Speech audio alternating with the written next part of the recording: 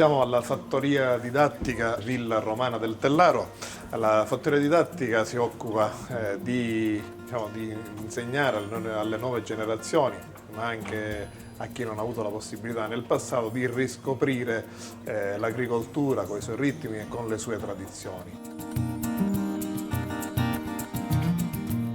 Oltre alle erbe aromatiche abbiamo puntato soprattutto sulla produzione dei grani antichi, grani che stavano per sparire. In particolare nel nostro territorio si coltivava il grano il Russello e il Senatore Cappelli, grani che hanno una resa minore rispetto a quelli attuali che vanno per la maggiore. Il grano che si usa adesso ha una maggiore percentuale di glutine, invece il Russello ha una percentuale minore, ma delle caratteristiche organolettiche, come si usa dire, superiori, con un apporto di minerali superiore rispetto a quello convenzionale.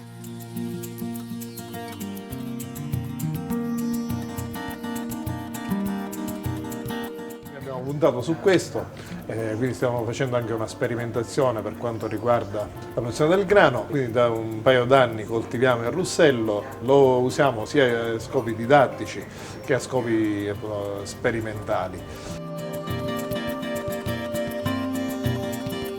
Con i bambini noi proponiamo il percorso dal grano al pane, quindi andiamo in campagna a scoprire l'uso dell'aratro, ormai è andato ormai è sparito, quindi andiamo a seminare in campagna, riproponendo anche quali erano i riti che accompagnavano questi gesti che ormai sono quasi spariti, con tutte le fasi della lavorazione, inclusa la raccolta, tradizioni come il canto per la pioggia oppure attaccatina re fumicole, quella sorta di rito magico che serviva per non far entrare le formiche dentro l'aie.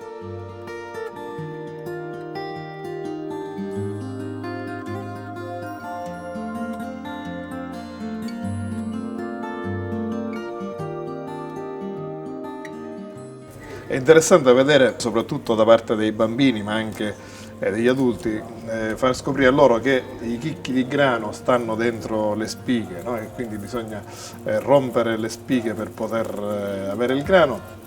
Così come un'esperienza molto affascinante è quella di far produrre ai bambini la farina come facevano gli uomini preistorici, quindi sfregando il grano fra due pietre ottenendo una farina rudimentale. Scoperte che sembrano banali ma che lasciano a bocca aperta. Ogni giorno assistiamo a bambini e adulti che fanno questa scoperta miracolosa del grano che si trasforma in farina.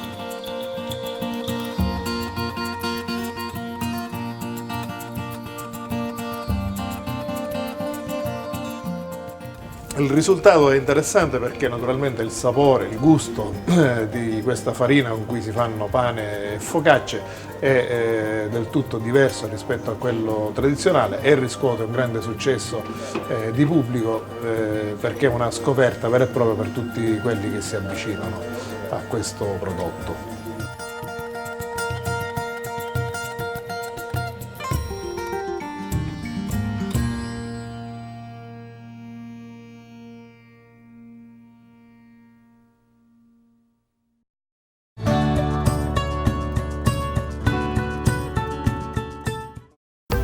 Dal frutto del fico d'India dell'Etna, Fichi, il succo della salute e della giovinezza. Fichi, 100% naturale e biologico, nutre, rafforza, integra. Fichi contiene indicaxantina, dalle proprietà antiossidanti ed antinfiammatorie. Per chi vuole mantenersi in salute, per chi fa sport, Fichi è adatto a tutti. Per maggiori informazioni visita il sito fichietnabns.it. Prodotto e distribuito da BNS. Avola, porta degli Iblei. Avola da vivere, amare, gustare ed esplorare. Avola, bella da scoprire. Avola, città esagonale della mandorla e del nero d'Avola.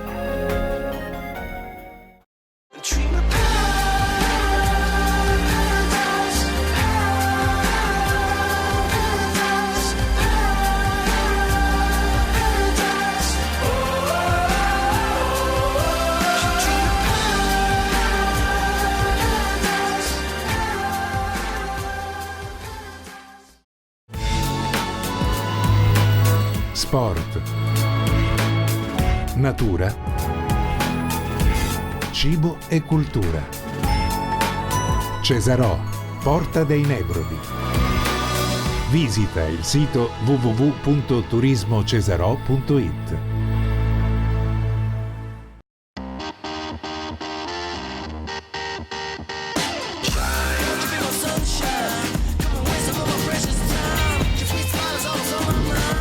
Won't you be my sunshine?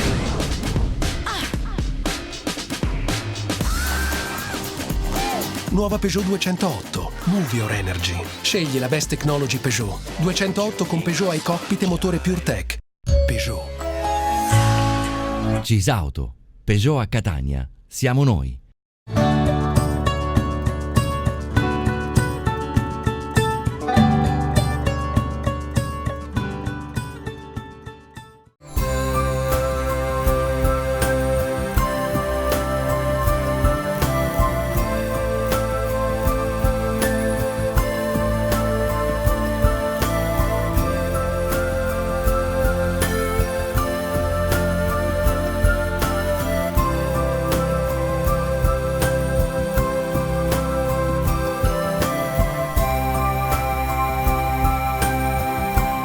Il fico d'India ha una storia singolare e affascinante, le cui origini si perdono nel tempo.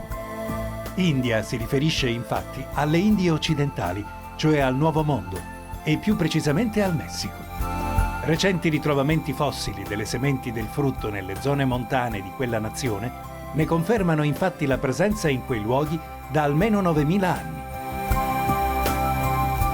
Utilizzato fin dall'antichità come una medicina potente ed anche come alimento quotidiano, gli Aztechi consideravano il fico d'India un cibo per guerrieri e re. Fu Colombo ad introdurre il frutto in Europa nella sua forma essiccata al sole e successivamente, intorno al XV secolo, arrivò anche in Sicilia, dove ha trovato il suo habitat ideale, soprattutto nelle zone pedemontane dell'Etna, dove tuttora è ampiamente presente e diffuso. Durante la Seconda Guerra Mondiale è stato per i nostri anziani la fonte primaria di sostentamento, i quali, inconsapevolmente, ne hanno tratto i notevoli valori nutrizionali e salutistici. E partendo da questo dato, e anche grazie alla lungimiranza di un'azienda giovane, dinamica e tutta siciliana, che il fico d'India diventa oggi un succo prezioso per la salute.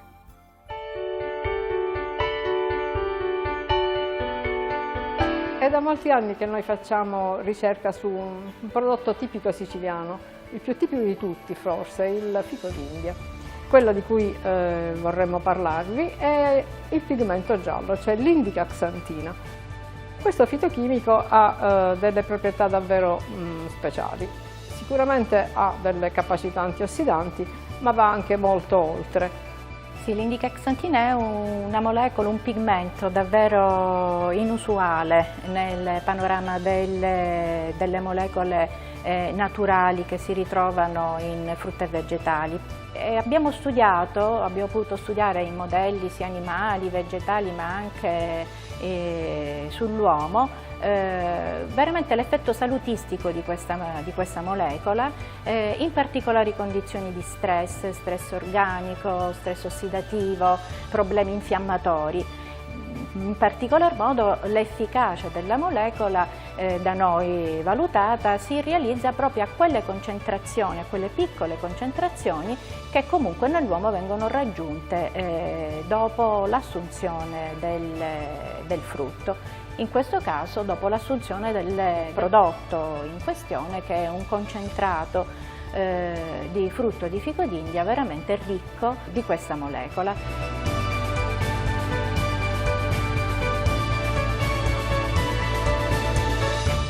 Fichi, estratto puro di fico d'India, mantiene inalterate tutte le proprietà benefiche del frutto.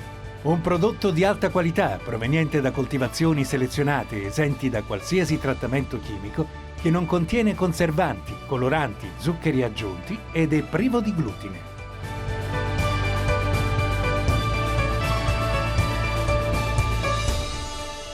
Fichi è un prodotto salutistico ed entra a pieno titolo nella dieta mediterranea.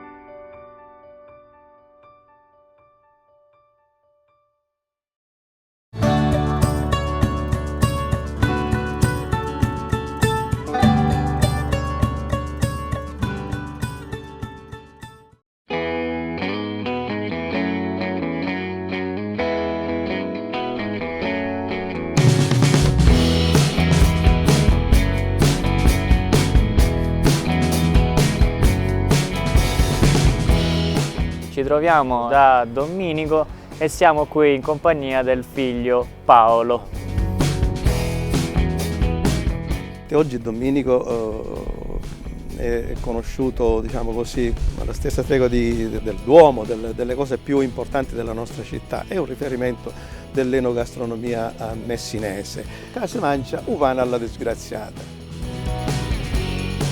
Spiegare come è nata la pagnotta alla disgraziata, l'essenza ve la posso benissimo dare e partirei con quello che mio padre affermava: "Cu mancia buono e beve vino non lassa mullichi". Metteva assieme un mix di prodotti, e non soltanto di prodotti, anche di valori, anche di saperi, anche di sapori. Mio padre era un garzone di forno, lavorava nel forno, faceva il panificatore. Questo pane, una volta finita la lavorazione al forno, veniva portato in città, ogni giorno, ogni mattina. Poi sono nato io, nel 48 sono nato io, quindi c'era un impegno anche familiare da parte di mia madre, che era quella che raccoglieva nei boschi la legna come combustione per accendere il forno e per fare queste pagnotte, questo pane di casa. Questo era il punto dove ci si fermava e si riposava, era il primo riposo di Domenico, e quando sono nato io mio padre mi metteva in questa cufunedda nelle spalle e mi lasciava qua, e poi lui scendeva in città e ritornava verso le 13 così. Questo orario coincideva con il passaggio di un pullman che veniva dalla parte tirrenica, da Villafranca. Il pullman si fermava, io andavo a prendere, ragazzino piccolino, andavo a prendere questo mangiare, lo portavamo qua e si mangiava tutti insieme. Questo locale era frequentato prevalentemente di cacciatori in quel periodo, stiamo parlando del 1950, 52, 53, questo era il periodo, che conoscendo un po' gli orari dove mio padre mangiava, venivano a fargli compagnia. Era facile per Domenico dire a favoriti, mangiate con noi altri, e quindi l'invito era già accettato. Grazie anche ai profumi che emanava il cibo che arricchiva la nostra tavola. Spesso questi cacciatori, questi amici di mio padre, gli consumavano tutto il mangiare e lui si doveva accontentare delle briciole. Una di queste volte mio padre si seccò e ha detto a mia madre: senti, fammi la cortesia, da domani in poi, siccome a me piace il peperoncino, tu questa pagnotta la riempirai tutta di peperoncino, oltre agli altri ingredienti, le melanzane, i carciofini, i pomodoro secchi, le olive, queste cose, e chi li vuole se la mangia. Il giorno successivo questi cacciatori, uno di questi chiamava Guglielmo, una persona squisita, una volta che iniziò a mangiare mio padre se ne accorse che da questa persona gli scendevano le lacrime che gli bruciava un po' la bocca di questo peperoncino. Per lui è stato un po' come degli senti Minico, però scusa, questo pane è più disgraziato di te. Mio padre, che era una persona che si inventava anche il modo come lavorare, il modo anche come approcciarsi con la clientela, gli fa: senti, tu mi hai dato una bellissima idea, da oggi in poi noi scriveremo Casa mancia, uvana alla disgraziata. Poi successivamente, col passare degli anni, il prodotto è stato ritenuto che fosse inserito nell'elenco dei prodotti tradizionali nazionali. È stato fatto un decreto dal Ministero delle Politiche Agricole e Forestali nel 2003, e quindi mangiare la pagnotta alla disgraziata significa mangiare un prodotto della tradizione enogastronomica messinese. melenzane, carciofini, pomodoro secchi, olive schiacciate e aromi naturali, quindi peperoncino, origano, aglio. Poi c'è il salame e formaggio che sono prodotti della nostra provincia, quindi salame nostrale e formaggio pecorino primo sale pepato. Con questo buon appetito e vi aspetto qua per ritirare la cartella clinica. È un omaggio che noi facciamo alle persone che vengono per la prima volta qui a gustare la pagnotta alla disgraziata.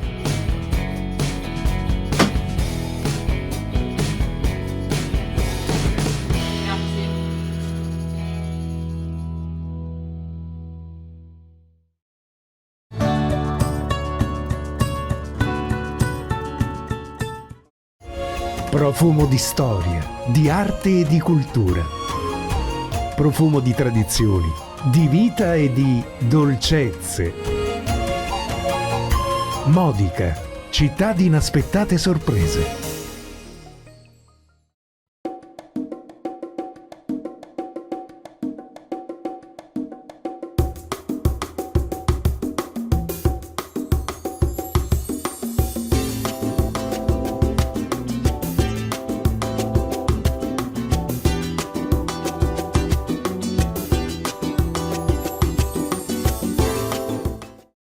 Nell'incantevole borgo marinaro di Santa Tecla, la bettola dei marinai da Lorenzo, per gustare prelibatezze a base di pesce fresco nel rispetto della tradizione tipica siciliana. Un'accogliente terrazza sul mare, un servizio attento e curato e la calorosa simpatia di Lorenzo vi faranno sentire come a casa vostra. La bettola dei marinai da Lorenzo, i sapori e i profumi del nostro mare in tavola.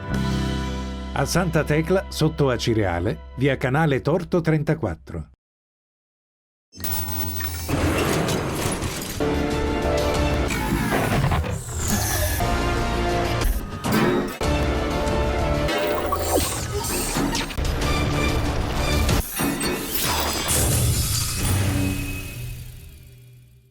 Peugeot.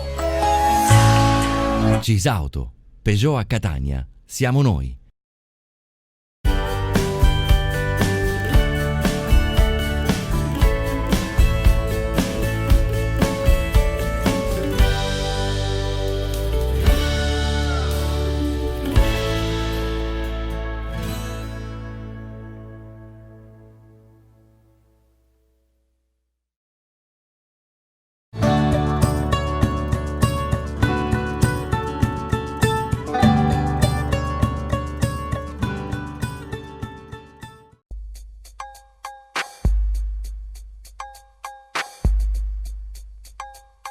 Nei mesi da aprile fino ad agosto nelle acque dello stretto è usuale la presenza di particolari imbarcazioni storiche chiamate feluche o motopasserelle, utilizzate per la pesca con l'arpione del pesce spada. All'alba i pescatori lasciano la spiaggia a bordo di una piccola imbarcazione che li trasporta sulla feluca ormeggiata nel piccolo porticciolo di Ganzirri. Fra poco inizierà una nuova giornata di pesca. L'imbarcazione, lunga circa 15 metri, è dotata di una lunga passerella a prora, da dove il fiocinatore cattura le sue prede, e di un'elevata antenna nella parte centrale, sulla cui cima si posizionano il timoniere e le vedette. Effettuato il controllo delle varie strumentazioni, gli uomini dotati di vista eccezionale, di insensibilità alle vertigini, alle amplissime oscillazioni, con agilità e destrezza salgono sulla coffa a 30 metri di altezza, da dove è possibile perlustrare il mare per un raggio di ben oltre 100 metri. Il resto dell'equipaggio si dedica ad approntare l'armamento. Le sagole delle fiocine stivate solitamente sotto coperta vengono sistemate sulla prora per essere poi distese a festoni ai lati della lunga passerella e si armano con diversi tipi di punta le aste degli arpioni. Anche se per i pescatori la preda favorita è il pesce spada, non disdegnano comunque grossi tonni o aguglie imperiali. A prua, sulla passerella lunga 25 metri, il fiocinatore sta anche lui di vedetta in attesa che venga dato l'allarme. Entrambe le strutture, l'antenna e la passerella, sono di ferro e un groviglio di cavi d'acciaio lungo quasi 1,5 chilometri li sostiene.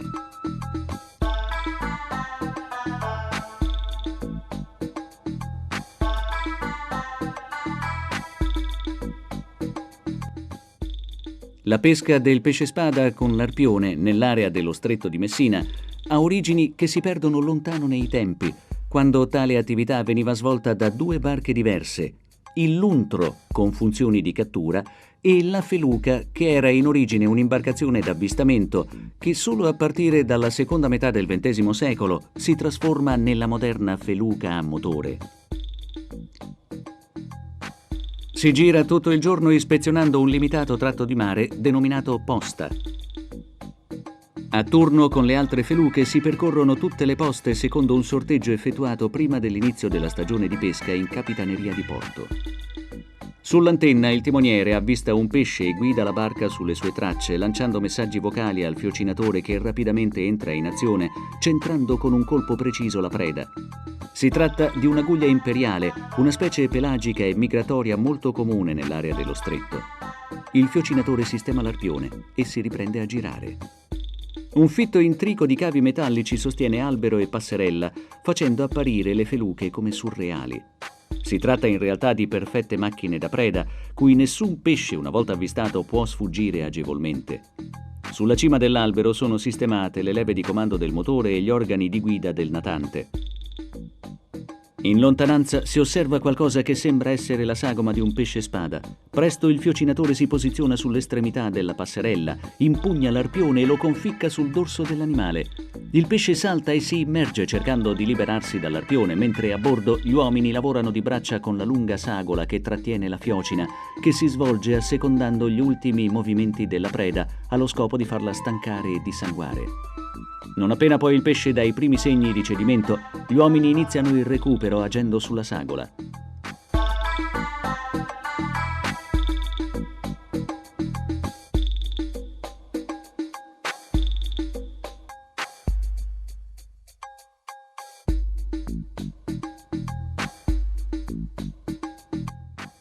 Tirato su uno tra i più veloci e instancabili nuotatori del mare, i pescatori gli incidono la guancia destra con le unghie a forma di croce, la cosiddetta accardata da cruci, segno antichissimo di cui non si è ancora perso il ricordo.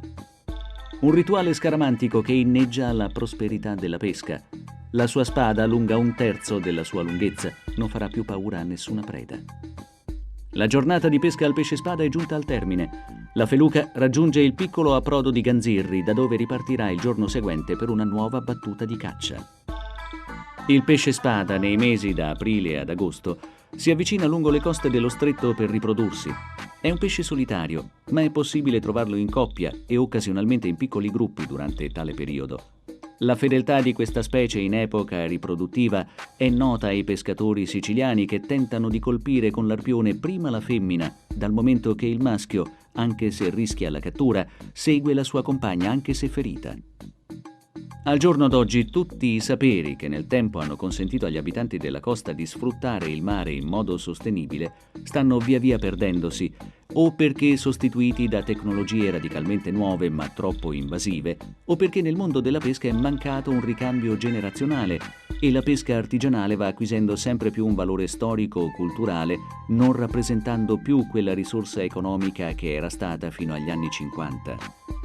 Sviluppare e valorizzare la cultura del mare, raccontando la storia di coloro che ogni giorno vivono con grande rispetto il mare, salvaguardare un'attività di pesca che per millenni ha rivestito un ruolo rilevante per l'economia costiera della nostra provincia, con i sistemi di cattura sostenibile, il mantenimento della risorsa ittica, la qualità dei prodotti, il pesce che non tocca il ghiaccio e la loro stagionalità.